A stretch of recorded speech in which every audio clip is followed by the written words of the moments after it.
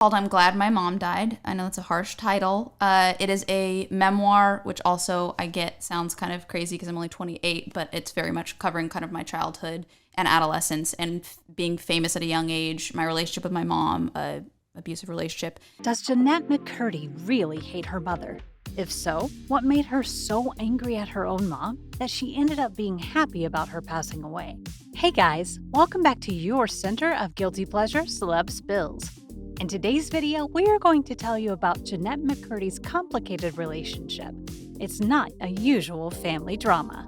Hearing Jennette McCurdy's name brings back a lot of our childhood memories associated with one of our favorite shows, iCarly.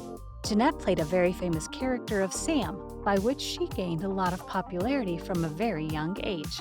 Gaining fame at a young age does not sound fascinating, and I really don't think anyone would pass along such an opportunity if they came across one. Not only she got famous, she became independent and even a source of income for her family. And can you imagine she was only 8 years old when she started her acting career?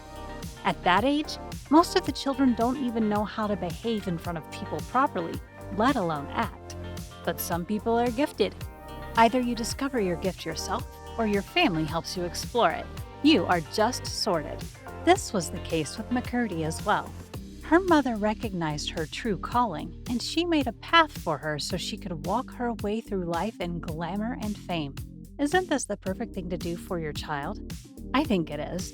Then why does Jennette hate her mother after all she did for her entire life? Because all that glitters is not gold. Her mother might have been a perfect mom by making her daughter such a success at such a young age. But there's more to the story. For starters, Jennette McCurdy faced a horrible psychological disorder at the very young age of 11. She got diagnosed with a very notorious eating disorder, Anorexia nervosa. And according to her, the main cause of developing this disorder was her mother's encouragement towards it. Imagine that. A mother pushing her own child towards such a fatal disease, which is life-threatening. And this is not just another rumor around town. Jennette McCurdy wrote about it herself. She said, and I quote, "As a child actress working in Hollywood, I quickly learned that remaining physically small for my age meant I had a better chance of booking more roles. Unfortunately, I had a trusty and dedicated companion ready to help me with my burgeoning anorexia. My mom." Although Jennette said that she does not hold it against her, deep down we all know how much a narcissistic parent can negatively affect our life. It can leave scars on a child's personality, which can never seem to heal, and they are represented in the child's life choices one way or the other. My mom actually had a history with eating disorders. She had been hospitalized for anorexia a few times, and she had introduced me to anorexia because she thought it would help me play younger roles for acting. Like that, Jennette also said not holding it against her does not really mean she is over it. Jennette believes that she has never fully recovered teenage eating disorder.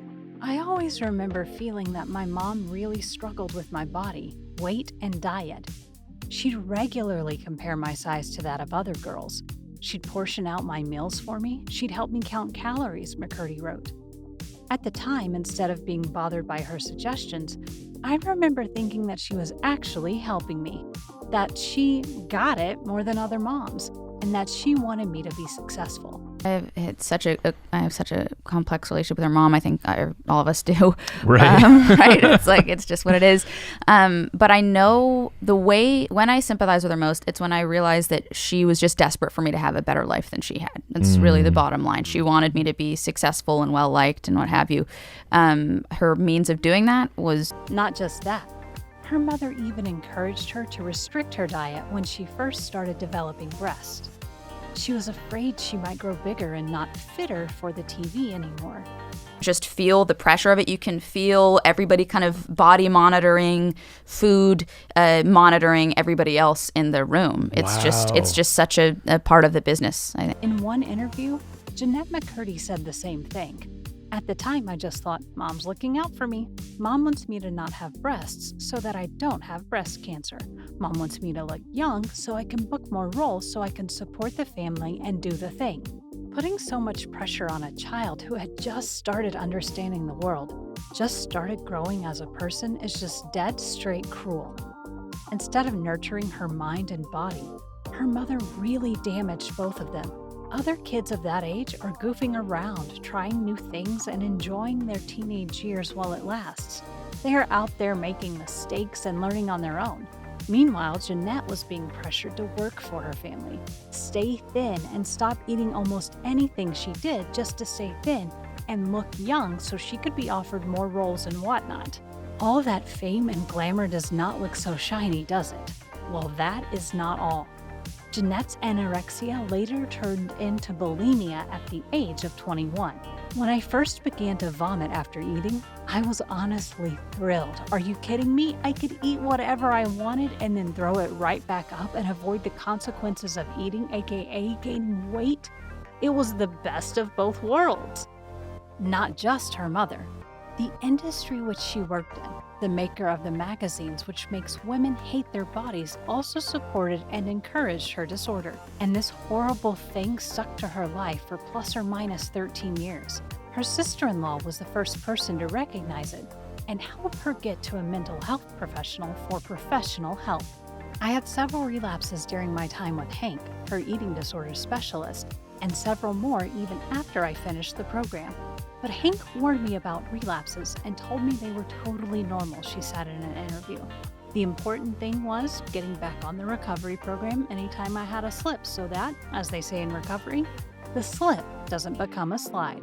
Jennette McCurdy was not only forced into acting from a very young age, but was also mentally abused by her mother, who let her believe that her self-worth was dependent on how she looked, how thin she was, and how much work she was offered. While acting and being in the showbiz is a dream for some people, it turned into the worst possible nightmare for her. And as soon as her mother died, she quit acting, giving out the statement that she may never act again. Jennette might not say it out loud, but her actions and her story tell us how much she was done with her mother. And no one can blame her either. Her mother deserved it. Soon after her death, Jennette claimed to have indulged into various activities she was always restricted by, and the main reason for doing them was her coping her way through that. That same week of her death was the first time that I had sex, the first time that I made myself throw up, bulimia, which I then had for a few years, and the first time I had a drink of alcohol. Those coping mechanisms all kind of hit at once. There's so much sadness in the world, I think, in everybody's individual lives to not find humor in it. So what is your take on this matter? Tell us in the comments. If you want to see our upcoming videos, ring the bell icon and don't forget to like our video as well. That's all from my side. Thanks for watching.